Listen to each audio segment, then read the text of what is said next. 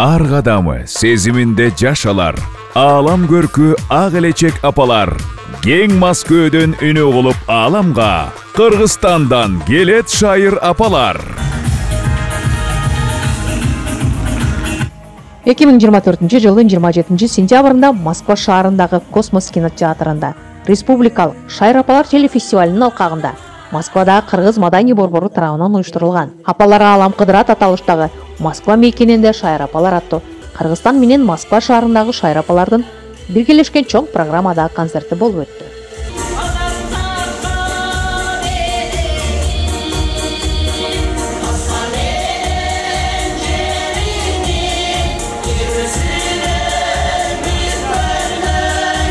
Аталган иш-чарага Кыргызстандан телефестивалдын режиссеру, постановщиги Назгүл Мусаева менен алып баруучусу Эльмира Тезекбаева баштаган 63 шайыр апа келди.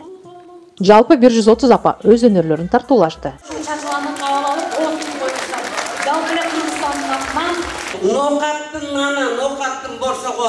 Кыргызстандан келдик. Шайыр апалар деген 2015 жылы теле долбоор чыккан. Бүтүндөй апалардын башын бириктирип, бул социалдык долбоор.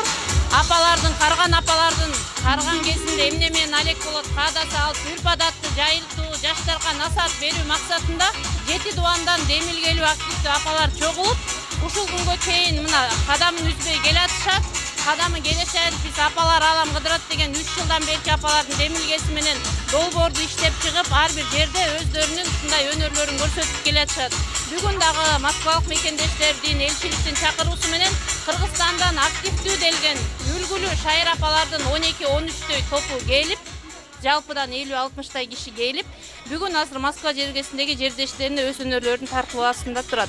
Ишиңердин ийгиликтүү болушуна, ден соолугуңардын чың болушуна, балдарыбыздын аман болушуна каалап, Москва жергесине келип, ушинтип өзүбүздүн концертибизди тартуулап жатабыз. Биз бул Москвага Кудайга шүгүр 2 айдан бери күтүп келдик.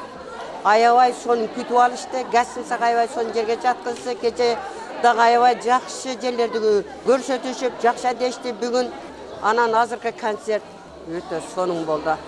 Муну кылыш деген, өткөзүш деген өтө оор, бир адамды бириктириш кыйын. Кыргызстан тынч болсун, ар бир үйдө тынчтык, ден соолук ынтымакчылык болсун. Ушундай майрамдардан өмүр бою боло бергенде Кудайдан тилеп дуа кылып кетебиз. Ноокат районунун атынан, Кыргыз Ата айыл өкмөтүнөн, Ноокат районунун акимчилигинин атынан, жамаатынын атынан Москвалык шайыр апаларга, мырзаларга жалындуу, ысык саламымды айтамын. Шайыр апалар Кыргызстандан келатканда тозуп алдык. Өзүбүз барып, борсобузду жазап, сары майыбызды коюп, жакшынакай тозуп алдык. Нарын областынын Атбаш шайыр апалары. Биз ушу долбоор ачылгандан бери эң биринчи долбоордун биринчилерден болуп биз Атбаш шайыр апалары түзүлүп, биз баштаганбыз. Гран-приде финалга чыктык, гран-прини утуп алдык. Бардык биздин демөөрчүлөрүбүзгө, кыргыз элибизге, сиздерге чоң рахмат, ыраазычылыгыбызды айтабыз. Азыр дагы Кудай буюрса сахнадан түшпөй жакшы эмгегибизди көрсөтүп келатабыз. Эми алдыда ошо Кыргызстандын шайыр апалары менен биргелешип, буюрса жер кыдырып, чогуу долбоорду улайбыз деп ойлойбуз. Москва мейкининде апалар дегенге катышсак деп экөөбүз 4 болуп көптөн бери сүйлөшүп жүргөнбүз. Ошонубуз ишке ашты.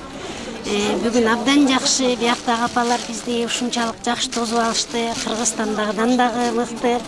Ыраазыбыз, ушунча уюштуруу жакшы болду. Баарыбыздын түбөлүк эсибизде калды. Келебизби же келбейбизби, мындан кийин дагы карачы кандай сонун апалар жакшынакай үндөрү менен эң жакшы элдин көңүлүн ачып ырдап беришти.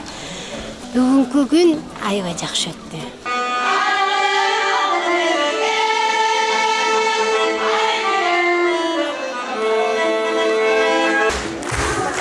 Ак элечек апаларыбыздын аалам жаңырткан абазы жаңырып, жан дүйнөгө рахат алып келген. Бара келди деп кол чаап коштоп, көңүл черин көкөлөтүп, көөдөнүбүздү Кыргыздын жагымдуу ырларына толтуруп, Москвада жашап иштеп жүргөн мекендештер жана активисттер катышышты. Аябай сүйүнүп, өз апаларыбызды көргөндөй, аябай жакшы маанайда болдук.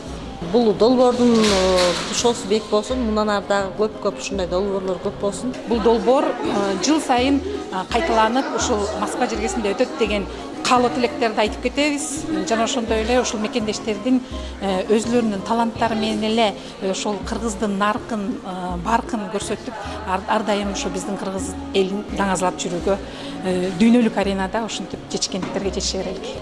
Шайыр апалар концертине ушу Аяш кызымдын шылтоосу менен келип калдым. Мен үчүн бүгүнкү Шайыр апалар концерти жакшы өттү. Кыргызстандан келгендер да жакшы сонун концерт беришти. Москвадагылар да сонун. Шайыр апаларга чоң рахмат, ыраазычылык билдирем.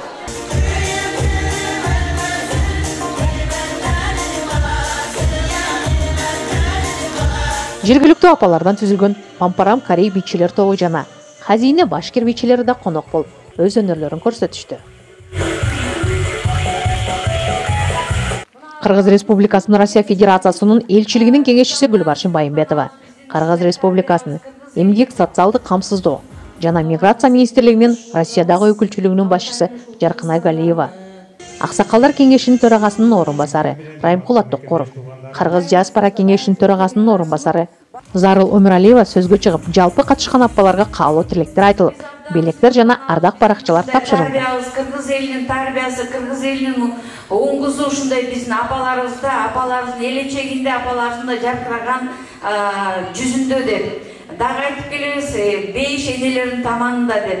Атарыктуу алыстан келип, бизге ушул бардыгыбыз менен учурашып, бизге жакшы маанай тартуулаган ушул кыргызстандык шайыр апаларыбызга чоң рахмат, терең ыраазычылык. Андан тышкары ушул бул жерде Москвада дагы биздин ушул шайыр апаларыбыз бар. Сиздерге өзгөчө таазим, анткени сиздер башка өлкөдө жүрсөңүздөр дагы ушул биздин кыргыздын када салтын, маданиятын жана ошондой эле нарк населин унутпай ушул жарыялатып жана өнүктүргөнгө чоң салымыңыздарды кошуп жатасыздар. Кыйырды аралап, кылым кесе берсин, ар дайым бар болуңуздар.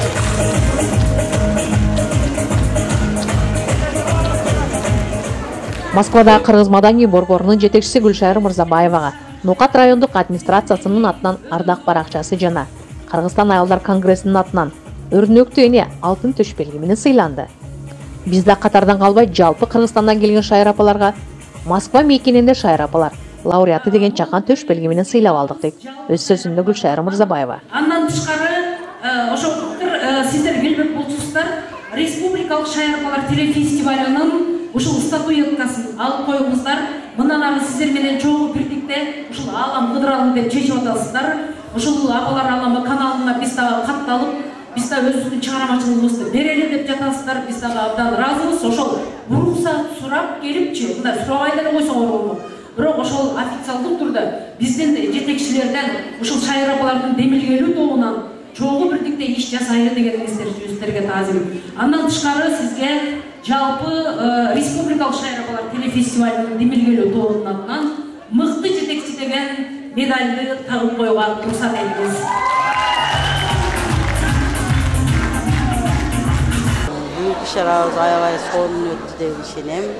Кыргызстандан келген жалпы шайыр апалар, бул жактагы шайыр апалар бардыгы амандыкта, эсендикте, дөөлөттү, ден соолукта узак өмүр сүрүшсүн. Биз апалар менен сыйлыктанабыз. Бүгүнкү иш-чаранын башкы демөөрчүлөрү, Dandelion компаниянын супер директорлору Салтанат ханым, сизге чоңдон чоң рахмат. Айгүл Алишеровага рахмат. Көптөн күткөн бул концерттин башкы демөөрчүсү Dandelion компаниясынын лидерлери Салтанат Багаева жана Айгүл Алишерова болду. Шайыр апалардын катары бүгүн эгер 60 адам Кыргызстандан келсе, Кудай кааласа 600-6000 шайыр апа болсун. Анткени аял бактылуу, эне бактылуу, үй бүлө бактылуу, мамлекет бактылуу. Мамлекет бактылуу, мамлекет алдыда өнүгө турган, сонун проектти баштаган Шайыр Мырзабаевага мен ден соолук каалаймын. Ушул кыздын, кыргыздын аялынын арулугун, нарктуулугун, ток бейилдүүлүгүн, көнүндүн токтугун, сулуулугун, талантын алдыга чыгарып турган образын ар бир кыргызстандык аялдын туугандарына, урпактарына каалап кетемин. Мен сыймыктанам, ушу Москва жергесинде биздин Кыргызстандын шайырларынын өнөрлөрү ачылып, аябагында чоң масштабта бир чоң ушу биздин жүргөн мигранттарга чоң дем берди деп ойлойм. Ийгиликтер болсун, ушул жерден алган ырыскыларын Кыргызстанга алып барып, үй бүлөсү менен бактылуу жашоосуна арналсын. Ошо менен кошо эле ден соолуктарын карап, ушу Dandelion компаниясы берип аткан дүйнөлүк мүмкүнчүлүктөрдү ушу менин дагы ушул жерде жүргөн мигранттарга насип этишин каалайм. Мадина Жапарова, Гүлдиса Капарова, Супара каналы, Москва шаары, 27 сентябрь 2024 жыл.